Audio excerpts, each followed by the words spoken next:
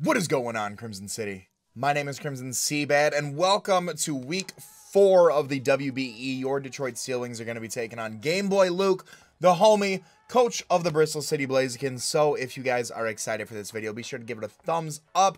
Let me know your guys' thoughts on it in the comment section down below. Of course, feel free to subscribe if you are new for more competitive Pokemon content. If you didn't see the team builder, the link to that will be in the description of this video so you can see what we're bringing and why we're bringing it. Luke is bringing the Donphan, the Zapdos, Sneasel, Lucario, Jellicent, and Mew. So right out the gate, he has a very hard time with Skarmory, provided he does not have like super offensive Zapdos or special Lucario. So he has, I mean, it really is one of the safer leads to go out with. We're going to go on ahead and start this. And right now I just want to say, oh my goodness, trying to coordinate to get this recording was crazy. The capture card that I originally had this battle on no longer works, so I had to move it over, and it's based off the SD card and blah, blah, blah, blah, blah. But I'm going to lead off with Skarmory. Didn't really have a good way of dealing with it unless he led to Zapdos. He leads off with Rampage, which is going to be the Donphan, and Donphan just kind of sits in and 1v1s this thing, no trouble. We can Toxic, we can get up hazards, we can Whirlwind around, things like that. So Toxic is going to be nice to whittle this thing down just in case our special mons do end up going down during the battle. He goes for the knockoff, that's fine. I lose my lefties turn 1, it is what it is. He sees just how defensive we are, and we can see that he's not really offensively invested just based off of that roll, so Toxic damage is going to kick in. We don't know if he's leftovers, we don't know if he's Rocky Helmet. I'm going to go ahead and set up my rocks here, just because all he can do really is either knock off or rapid spin me. He can set up his own rocks, of course. The rapid spin isn't going to be doing too much, and of course we do have Roost for the recovery, but we need to keep that in mind in case he decides to go for Earthquake. So this is going to be a little bit, this is going to be like a couple turn exchange right here, where we're just trying to, you know, pressure that Donphan. Toxic damage will rack up on him, and unless he has a Heal Beller in the form of Mew, like if Mew has like Aromatherapy or something, it's fine. I didn't want to go for Whirlwind here. It is the negative priority, so I did want to force him to spin, because like I said, he's going to get the leftovers. But Toxic is now in turn 3, so that's 3/16 I believe it's doing. Next turn it'll start doing 25% each turn, which will pretty much scare him out. So I can just keep setting up rocks, honestly. He withdraws, doesn't want that Toxic damage racking up, and he goes out into Voyance, which is going to be the Lucario, and Lucario is going to attempt to set up on the Skarmory. Now, this is something to note that he does have, you'll see him go for it right here, he does have the Swords Dance on his Lucario, so he's trying to set up, doesn't really think I can do too much to him, but I got the rocks up, and I was like, I can take any one hit, I can just roost off this damage, and if he goes for a close combat, even if he has like, if he's like +2 Life Orb Jolly, he needs to be Jolly to outspeed some things if I recall, but if he's +2 Life Orb Jolly Thunder Punch, he can't knock me out. So he actually goes for another Swords Dance here, getting all the way up to +4, and I've got the Sturdy, I'm at max HP, so I can take any hits. I'm just going to Whirlwind him out. I'm going to get rid of that +4. I'm going to phase out something in to get some rocks. We actually pull out Beanie. Now, I can Toxic the Mew very, very freely. Beanie is going to take a little bit of rocks damage as well. I don't know what kind this is, if he wants to try to Will-O-Wisp me, if he has any sort of coverage move to take me on, but he withdraws, goes back out into Voyance, which is the Lucario, and he knows I'm not going to be, I can't Toxic him. He's going to take a little bit of chip, thanks to the Stealth Rocks. But we're still at full HP, so I mean, I can just go on ahead and Whirlwind, and we do see that he does have the Thunder Punch.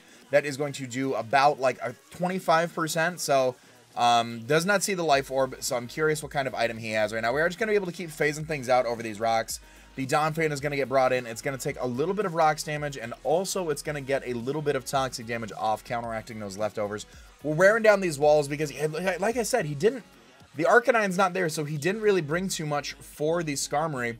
Zapdos hasn't come out yet, which makes me think it's not Defog Zapdos at this point, because the only thing I can do to Zapdos is Toxic. Zapdos with Discharge, Thunderbolt, Heat Wave, anything like that would just knock me out. So he goes for the Stealth Rocks here. I'm not really sure why, but maybe just burning a turn, trying to see what I go for. I was able to get the Roost off. If he went for the EQ, that would have sucked. That would have brought me down to, I think, like about like 40%. So from an uninvested set. I'm just going to get the rocks back up again, and it's just going to keep failing because he's going to Rapid Spin, and this Toxic damage is going to keep wearing down on the Donphan, which is exactly what I want. I want that to happen very, very much so. I believe that's 2/16 Toxic damage that this is going into right now. It really sucks that our leftovers got removed first turn, but it is what it is. It is what it is. Donphan's at a little under half. He's going to withdraw the Donphan, and he is going to go out into Voyance again. Voyance is going to do something to us, I suppose. So I'm just going to get up rocks here. Like I said, I can take any one punch from this thing. If he's like a Gigavolt Havoc set, I eat that up. I eat that up. He goes for the close combat. I have a little bit less than half, but I can roost off that damage. You see that's doing about 40% from full. So he's going to get the defense drop and everything. I can roost it off. I can whirlwind him out. I can, if he wants to set up again, so be it. I can get my rocks up pretty freely as well. So the fact that he doesn't have the Arcanine is really, really not coming in clutch right now. So he's going to go for the close combat again. He's going to be at -2. Like I said, that's doing about 45% on a high roll. So I'm assuming he's 252 attack Jolly right now. I can just whirlwind him out, honestly. I could have stalled him out of close combats. He could have stalled me out of Roost, but goes out to Sneasel. Sneasel can't really do too much to me either, and Sneasel is going to be taking 25% to rock. So if it was Sash Sneasel, we were able to break that, and he does switch out of the Sneasel. Goes into Kapow, which is going to be the Zapdos, and Zapdos will also be taking 25% to rocks, which is very nice. We see he's got the pressure here, so he can be Defog Zapdos. Static does keep it from having access to the move Defog. Defog was a 4th gen move, tutor move, or 4th gen HM. So having Static that was released in 6th gen, it wouldn't be able to work. So I don't want to take a Volt Switch. We've got Ginger here for a reason. A little bit of Spadef investment to kind of handle the Zapdos. We are going to take a little bit of rocks as well. And we see the Zapdos goes for Extra Sensory. And I was like, all right. All right, Extra Sensory Zapdos, I see you. I would have thought he would have went for like Thunderbolt or something, or Heat Wave even, but Extra Sensory, and that does do a bit of damage, so we're going to get a little bit of our leftovers right here. I just Volt Switched out, get a little bit of chip damage off on this thing. If he wants to go for an Extra Sensory again, that's fine. He's under half, which is very, very easily KOable. I'm going to go out into Delta here. Delta's going to take the rocks damage, but we hold an Extra Sensory from a Zapdos very well. He needs HP Ice in order to touch us, otherwise we do sit in front of this thing and we can go for a Calm Mind. And we can pretty much set up all over this thing. So I'm going to get the Mega Evolution off. He is going to withdraw. He is going to go out into Jello, which is the Jellicent here. Again, unless he's like Toxic, Taunt, Jellicent, Haze, Jellicent, something like that. If Jellicent even gets Haze, you know, we can Calm Mind pretty freely all over this. Shadow Ball obviously does hurt, but after +1 or +2, you know, Energy Ball is doing a lot. Psyshock's doing a lot as well. I just wanted to fire off a Dragon Pulse, honestly. I wanted to knock out that Zapdos. Just because it was under half, I wanted to take that opportunity so it wouldn't like scare out my Skarmory so often. But I do get a crit Dragon Pulse, which is nice. We do see the leftovers on there, so we know he's not like a Culver Berry set. I'm just gonna go for a Calm Mind. If he wants to go for Recover, if he wants to do whatever he wants to do, so be it. The Shadow Ball and the Scald, whatever he wants to do, will not be doing as much to me if that's the case. He goes for the Recover, very safe play, trying to get him back up to full. But now I'm +1. I do carry the Psyshock for this thing if he has a Spadef Wall. And I do carry the Energy Ball as well for coverage for this thing. Because Jellicent's just, I mean, unless you hit this thing really freaking hard, like it's pretty one-directional, but it's still really good. So I'm going to go up for another Calm Mind right here. Shadow Ball shouldn't be doing too much to me right now unless he's like some random offensive set. But even then, we're a +2 Mega Latias. He goes for the Toxic. He lands the Toxic. That's going to be wearing us down, unfortunately. The only thing on his team that outspeeds us right now is the Sneasel. So that's something we do need to keep in mind. But we are +2, so we can start firing off some hits into this Jellicent if we want to. I'm going to go for a Psyshock here. That's going to be doing the most overall damage, provided he's not like a max defensive set. And we see that is doing almost enough to knock him out, which would have been wonderful news. But he lives on 1, unfortunately. We got a little bit of a low roll there. He's going to go for the Recover, bringing him back up. In case you wanted to switch out, I believe I went for the Energy Ball here. I don't remember if I went for Energy or Dragon Balls here, but I believe I switched it out from Psyshock in case he tried to switch in the Sneasel on my Psyshock. He knows I've got the Dragon Pulse. There it is. I went for the Dragon Pulse. Went for the Dragon Pulse just in case he decided to switch in the Sneasel. +2 Dragon Pulse is going to be knocking out the Jellicent. So, one wall out of the way. Donphan's pretty worn down. We've got rocks up. We've broken a Sash on Sneasel. We're looking very, very good right now. We're looking incredibly good. Goes out into Swiper. Like I said, this thing can Pursuit Trap me very easily. I don't want to take anything like that. It's about half. It's like 51% right now. I'm going to get withdrawn. I'm not going to get pursued. I'm going to go back out into the Skarmory, which is fine by me. Luckily, he didn't Pursuit Trap the Mega Latias. We are going to take a little bit of rocks damage. He's going to go for the knockoff here. We've already lost our item. We're pretty defensive as is. I can roost all over this thing. We do see that he's Life Orb Sneasel. So now even Sneasel, I mean, can only switch in on rocks, I think, one more time, and then it comes back in, and then it's gone. So he's going to go back out into Rampage here. Rampage is going to be under half with the rocks damage now. We're doing exactly what we said we needed to do. So I'm going to roost off that damage, get back up to full. He can Rapid Spin the rocks away. That's fine. Again, I can just keep doing the same old thing that I've been doing where I bluff the rocks, just so he gets that rapid spin off. I can whirlwind out once I get hazards up, things like that. If he's lucky and I go for a roost at some point and he lands an earthquake, you know, that'll be detrimental for our Skarmory. But the big thing here is that we just keep wearing this thing down and we stay at full, because otherwise we're in a little bit of a hurt in case Zapdos comes in and goes for that Thunderbolt, Discharge, or Volt Switch, or even a Heat Wave.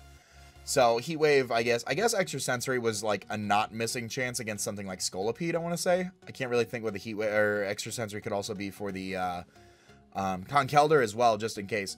He withdraws, doesn't want to do nothing. He goes back out into Kapow, which is the Zapdos. Zapdos not going to take any rocks damage. We do see the pressure again, so just in case you missed it the first time, he is not a static Zapdos. I'm going to get my rocks up here, so he could defog them away very, very carefully if he wanted to. Not something I'm too worried about. But again, if he has any special investment, I'm not living that. So I'm going to go back out into Ginger. I'm going to take a little bit of rocks damage myself. It's fine. Was hoping he'd try to pick up some sort of KO, but he actually roosts off, fretting that I would stay in and go for, predicting that I would not stay in, I would switch out. So he is able to get some recovery off. I get a little bit of leftovers as well, which is very nice. I don't believe we've seen an item yet on the Zapdos, if I haven't talked about that yet. Yeah, we haven't seen a leftover, so I'm assuming he's like a Rocky helmet set for something like Conkeldurr. Like, this is his Conkeldurr check right here. We do get the Toxic off on the Zapdos, which is nice. So now we're wearing down. So Jellicent's gone. Donphan's pretty worn down. Now we can start wearing down this thing for something like Scolipede to come back in. Goes for the Extrasensory. Ginger goes down. Ginger did what she needed to do, honestly. She ate some hits from Zapdos, and she got this thing Toxic. So we can easily go into something else. We can go into Shinigami here. We can pass a Wish into Mega Latias if we want to. We can Heal Bell off that Toxic, which is nice, which is something that I can afford to do at this point. He withdraws the Kapow, and he goes out into the Voyance, which is the Lucario. Now, at this point, I thought to myself, I said, wow, this is Umbreon is very, very easy setup for the Lucario. So I'm going to go for the Heal Bell here. I don't want that toxic damage off on there. And I was like, if I were a Swords Dance Lucario, what would be the best thing to set up on? And in my mind, as soon as I switched in the Umbreon, I was like, I should double predict the Lucario, but I'm going to double back out into my own Skarmory. Skarmory is going to take a little bit of rocks damage, which is fine. He goes for Swords Dance, and I'm like, all right, we've taken a close combat before. We can take a close combat at +2 and whirlwind him out. That's going to be fine. I've got no issues against that. Luke did very, very well right here. He saw the win con. He saw the win opportunity. He needed to take it. He's got the Fightinium Z +2 close combat Lucario. If I would have stalled him out earlier, if I would have switched into Skarmory just a little bit earlier to prevent him from going for that, it would have been awesome. But unfortunately, I choked, and I let him set up on the Umbreon. Goes for the +2 Fightinium Z close combat. Now, based on his spread, I do have a chance to live this. Unfortunately, Skarmory does not. And I was like, would have been really nice to Whirlwind. Would have really been nice to Whirlwind this thing out. So, got a +2 here. I'm going to go out into Scolipede here. I'm going to take a little bit of rocks damage. We do have pre-existing damage off here, so we can go for an EQ and safely kill this thing. I don't want to go for the Protect here. I want to go straight for the Earthquake in case he thinks he can go for a Swords Dance on my Protect. I'm just trying to set up. I go for the EQ.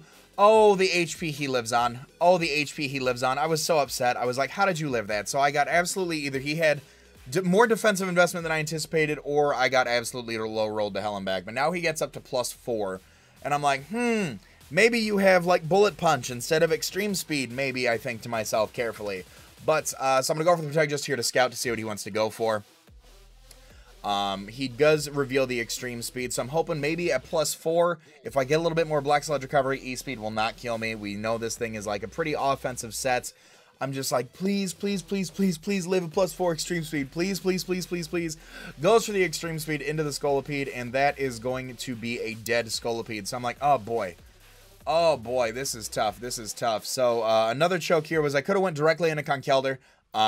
He could have feared the Mach Punch. We are pretty bulky. I don't have the Mach Punch, as we talked about in the Team Builder. So I can just go for a Drain Punch here. He goes for the E-Speed as opposed to the Close Combat.